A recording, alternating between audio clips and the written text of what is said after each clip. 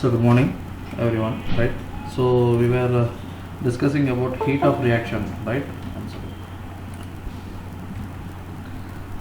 Heat of reaction பற்றி போன கிளாஸில் பார்த்தோம். ஹீட் ஆஃப் ரியாக்ஷன்னா என்ன, ஒரு ரியாக்ஷன் நடக்கிறதுக்கு ஒரு ஹீட் ப்ரொடியூஸ் ஆகும், ஒரு ரியாக்டன்ட் சைட் ப்ராடக்ட் சைட், அதோட என்தால்பி சேஞ்ச் தான் வந்து ஆக்சுவலி வந்து total number of total heat, right? So அது ஒவ்வொரு ரியாக்ஷனுக்கு எப்படி இருக்கும், ஃபார் எக்ஸாம்பிள் எக்ஸோதெர்மிக் எப்படி இருக்கும், endothermic எப்படி இருக்கும்ன்றது பார்த்தோம். It depends upon the heat of product and reactant. Suppose heat of reactant is more than heat of product, then it is exothermic reaction. The delta H will be negative, right? அதே opposite endothermic reaction. சரி, அதை பார்த்தோம். அப்புறம் சின்ன examples பார்த்தோம். Some of the factors affecting the heat, total heat, enthalpy change, right?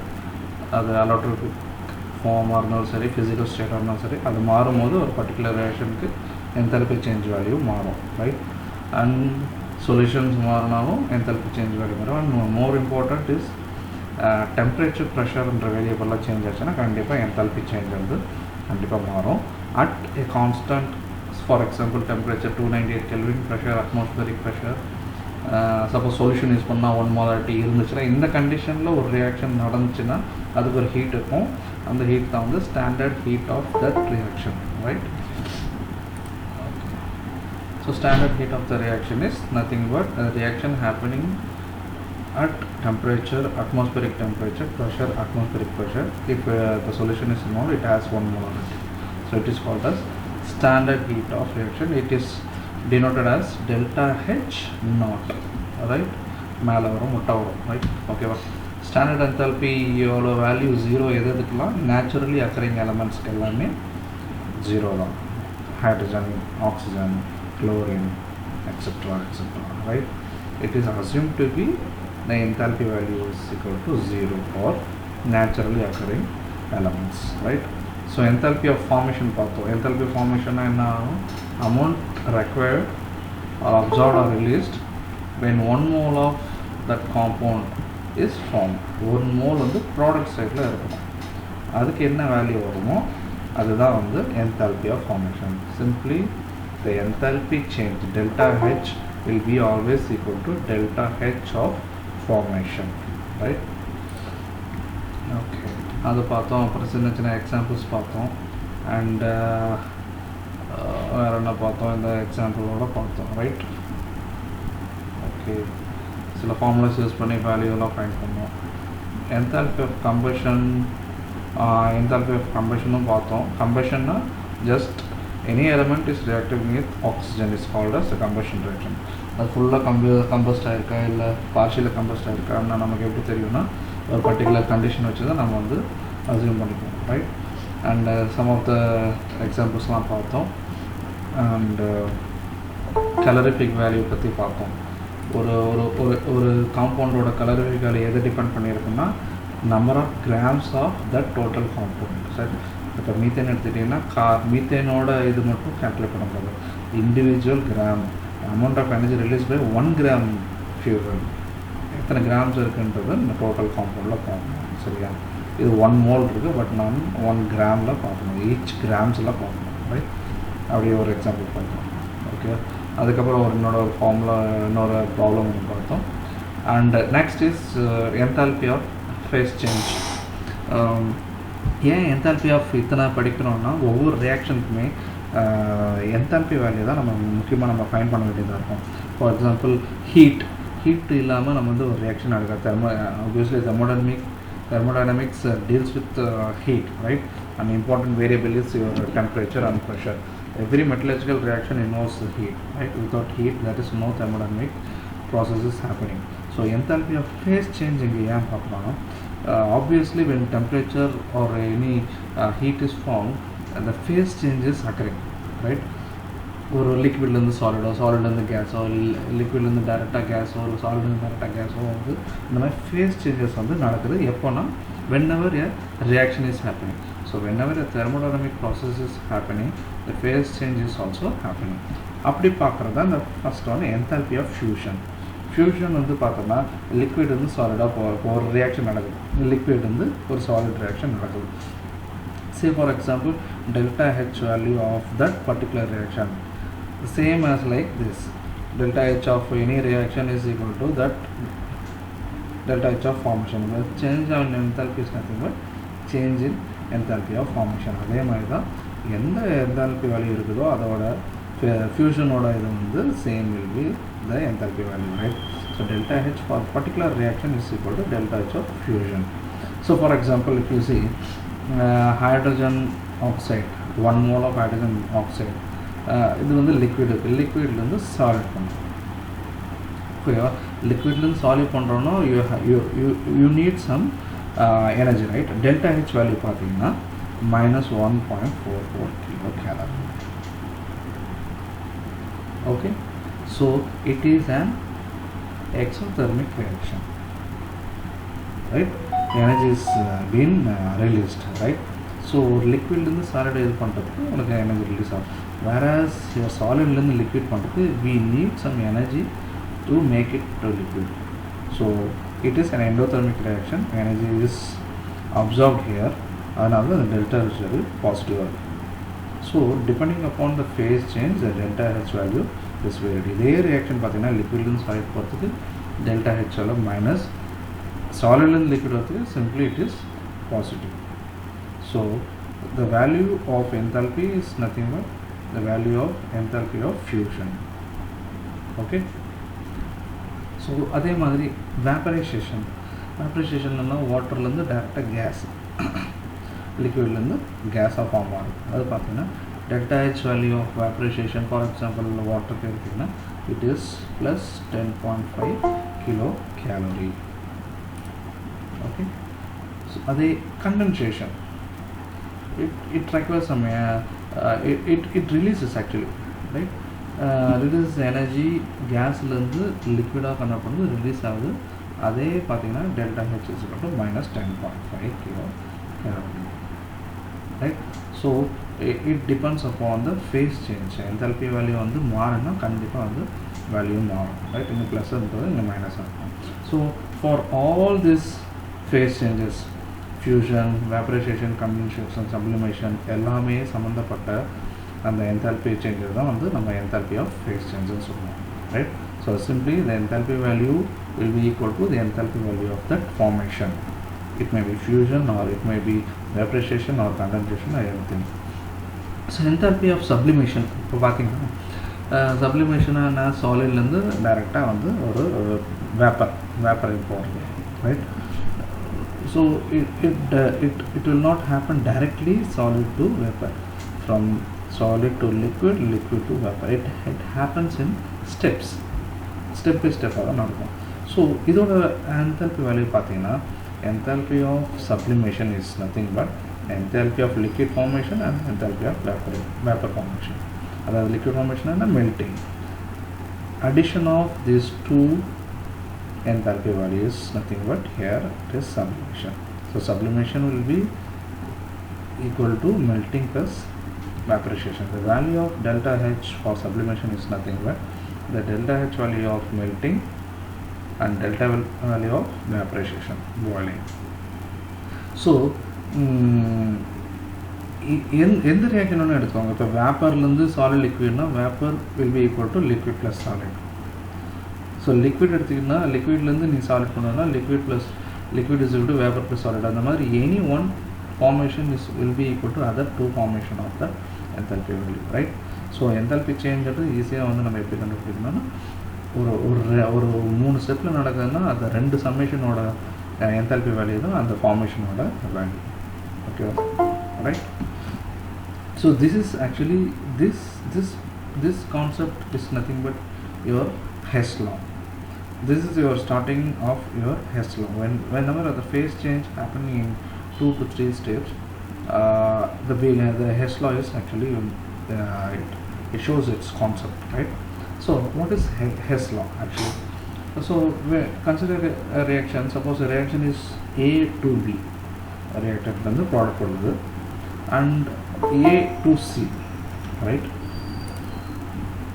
And C to B. Okay, இப்போ A to C இருக்குது, C to B இருக்குது, இது ஒரு பார்ட் இருக்குது, ஏலேருந்து டேரெக்டாக B கிடைக்குது. ஓகேவா? ஸோ இதோட ஹீட் ஆஃப் ரியாக்ஷன் வந்து டெல்டா ஹெச்னு வச்சுக்கோங்க. ஏலேருந்து பி கிடைக்குது, ஓகேவா?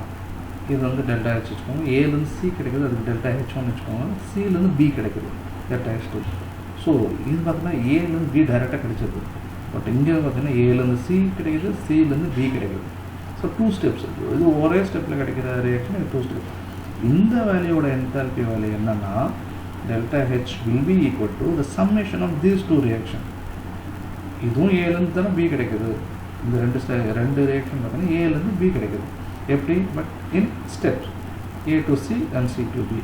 Here it is directly A to B. So the value of these reactions happening in single step will be always equal to the summation of the enthalpy value of happening in different steps. It may be 2 numbers or 3 numbers. இது for example A to C, C வந்து C to D இருக்கும், D to C அந்த மாதிரி இருக்கும், ஓகேவா sir? எதெல்லாம் வந்து different number of steps அதிகமானால் அதோட சம்மேஷன் தான் வந்து சிங்கிள் ஸ்டெப் நடக்கிற ரியாக்ஷனோட value delta H. Simply the delta H value is equal to delta H plus delta H two, H one plus H two, right?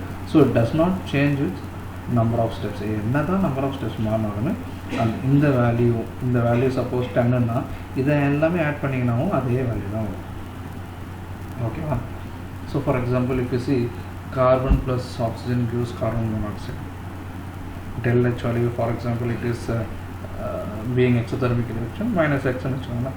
இதோட வேல்யூ மைனஸ் ஒய்னு வச்சுக்கோங்க. ஸோ இதோட ஹீட் ஆஃப் ரியாக்ஷன் கண்டுபிடிக்கணும் அப்படின்னா என்ன பண்ணுவீங்கன்னா just you strike out the add these values, minus பண்ணுறோம்.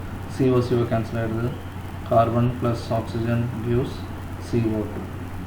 This is for the formation of carbon dioxide. Find the heat of reaction for carbon dioxide. இந்த மாதிரி 2 equation கொடுத்துருவாங்க. நீ வந்து ஹீட் ஆஃப் ரியாக்ஷன் ஃபார் இந்த ரியாக்ஷன் வந்து கண்டுபிடினா என்ன பண்ணணும்னா ஜஸ்ட் ஆட் தென், ரைட்? இதெல்லாம் கேன்சல் ஆகுதுன்னு பாருங்கள்.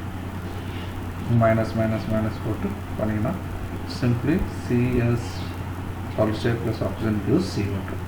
So delta H value will be minus X minus Y. Simply add this, right? So on solving these 2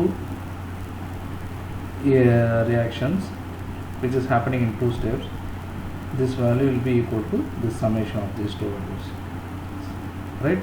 Simple. So delta H this is equal to delta H na idoda value என்ன வரும்? delta H 1 plus 2. இது 1 ன்னு வச்சுக்கோங்க, 2 minus X plus minus Y. So minus X minus Y. So happening in single step. இது ஒரே ஸ்டெப்பில் நடக்குது, இது 2 ஸ்டெப்பில் நடக்குது. இதுக்கு கார்பன் டை ஆக்சைடு ஃபார்மேஷனுக்கு. ஸோ ஒரே ஸ்டெப்பில் நடக்கிறது வந்து ஒரு வேல்யூ இருக்குன்னா 2 ஸ்டெப் நடக்கிறது இந்த 2ஓட சம்மேஷனோட என்தால்பி வேல்யூ தான் இந்த சிங்கிள் ஸ்டெப் நடக்கிற இந்த enthalpy value, right? So for again one example, இந்தமாதிரி அதே மாதிரி 2 ரியாக்ஷன் கொடுத்துருக்காங்க. Fe2O3 + 3CO gives 2Fe + 3CO2. அதுக்கு ஒரு வேல்யூ டெல்டா H1 கொடுத்துருக்காங்க. இது வந்து இன்னொரு ஈக்குவேஷன். இந்த ரியாக்ஷன் டெல்டா H2 கிடைக்கும். Find the delta H of reaction for this. Fe2O3 + CO gives 2FeO + CO2.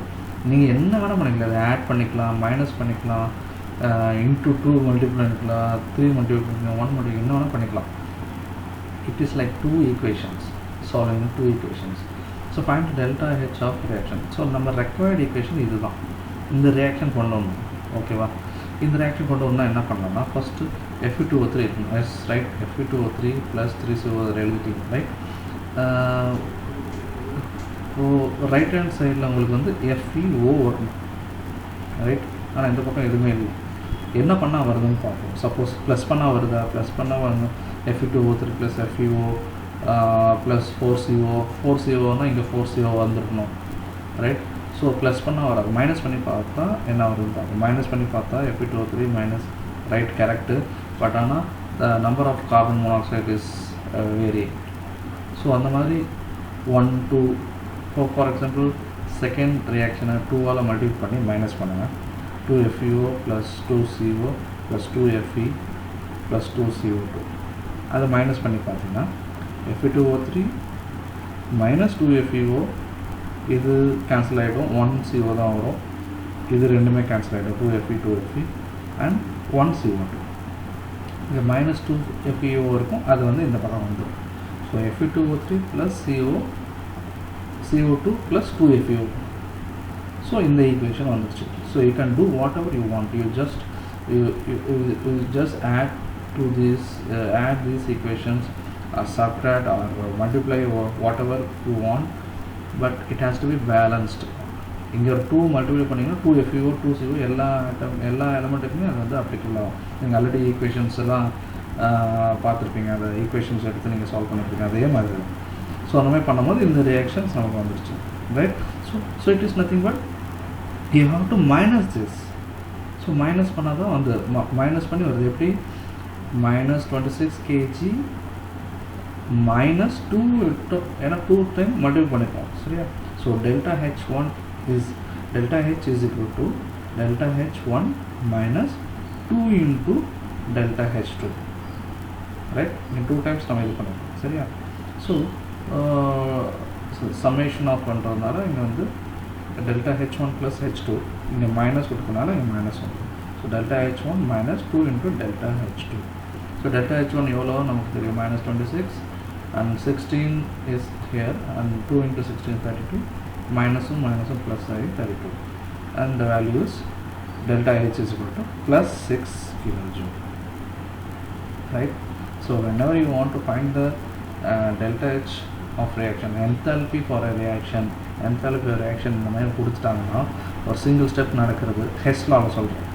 ஹெஸ்லா பொறுத்த வரைக்கும் ஒரு சிங்கிள் ஸ்டெப்பில் நடக்கிறது வந்து ஒரு வேல்யூ வந்து நம்ம கண்டுபிடிக்கணும்னா டபுள் ஸ்டெப்பு இல்லை ட்ரிபிள் ஸ்டெப்பில் தர ரியாக்ஷன்ஸ் இருக்கும். அது எல்லாமே சம் பண்ணுங்கள், இல்லை மைனஸ் பண்ணுங்கள், என்ன வேணால் பண்ணுங்கள்.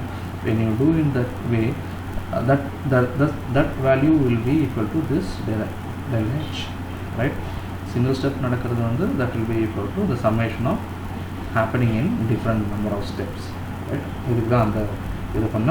And right now I will stop here and we will discuss more problems in Hess law. And இன்னொரு law இருக்குது, Kirchhoff law இருக்குது. ஸோ அது எல்லாமே பார்ப்போம். And students, please solve the problems which is in Upadhyay and Dubey. அதில் இருக்கிற exercise ப்ராப்ளம்ஸ்லாம் solve பண்ணுங்கள். Let it be a homework for you guys to solve problems which is in exercise, right? Not a solved one. Upadhyay and Dubey வந்து எல்லாருக்கும் இருக்குன்னு நினைக்கிறேன். Book நான் already ஆரம்பிச்சிருக்கேன். So first யூனிட்டுக்கு வந்து இருக்கிற அந்த எக்ஸசைஸ் ப்ராப்ளம்ஸ் வந்து சால்வ் பண்ணுங்கள். அட்லீஸ்ட் ஃபஸ்ட்டு 5 ப்ராப்ளம்ஸ் சால்வ் பண்ணி எனக்கு வந்து நெக்ஸ்ட் டைம் சப்மிட் பண்ணுங்கள், அடுத்த வாரம் சப்மிட் பண்ணுங்கள். Okay, if you have any doubts you can ask me.